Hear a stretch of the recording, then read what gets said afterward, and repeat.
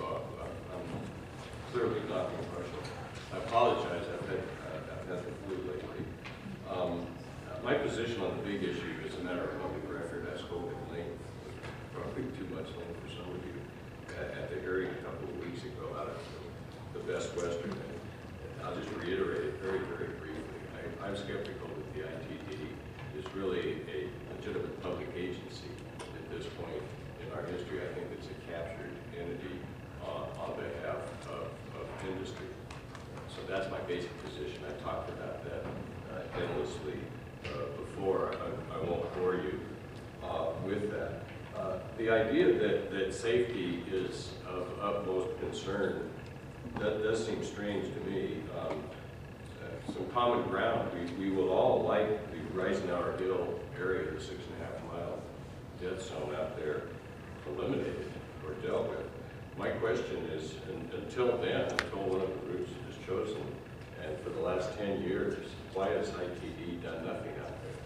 You know, no signs, no rumble strips have done this in other places. So I would leave that question on the table. People keep getting killed. Why isn't the speed limit out there 30 miles an hour? Safety and the elimination of death is really what's going on here. And no one's explained that to me. They have the power to do it for 10 years. They've done that. I think that's because they're really representing entities other than the public. Public safety. Where are they? Who else has jurisdiction to put signs out there? Not the coalition people here. Increasing capacity for what? He said the road. They need increasing capacity. Some of you may have noticed in the Lewiston Tribune on Sunday that the lobbyist for Idaho Forest Group and Clearwater Paper, Mr. Jim Riley of Coeur d'Alene, introduced a bill to allow travel on designated routes in northern Idaho for overweight trucks and trailers.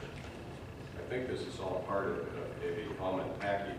Ideally, we would have a railroad here to bring raw materials to the mill.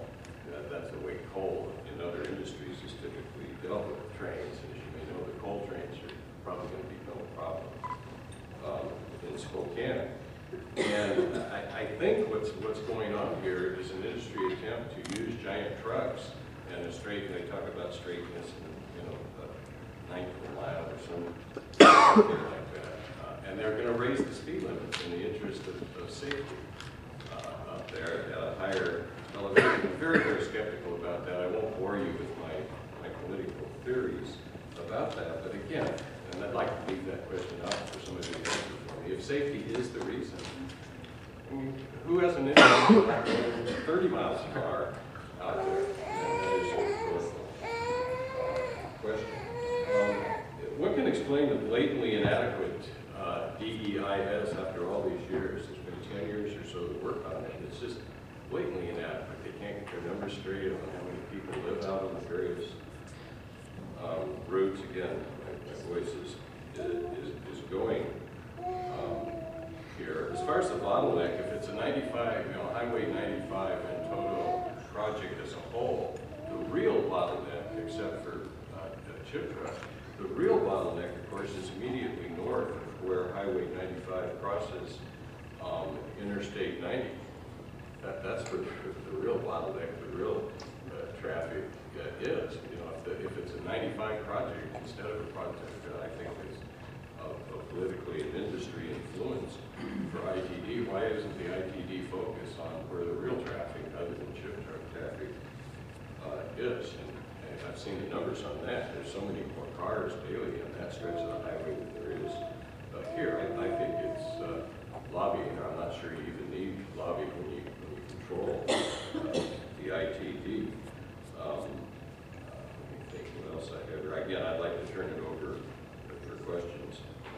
I've done my debating before the ITD itself. My gripe is with the ITD. It's certainly not with these gentlemen. So if you were looking for a debate from me, you're probably going to be disappointed. It may come in another context, not this particular context, where I'll be free to answer questions. But again, if safety really is what's going on, why isn't the ITD doing something as we speak? I think there was some non-fatal, thank goodness, wrecks out there this week. This morning. When was it? This morning, there was a gentleman hit by a car. Yeah, and it goes on, and he's in ITD, critical our care. great safety public institution, is doing nothing. That's not who ITD are really, folks. And I'll take your questions. Can't leave it at that.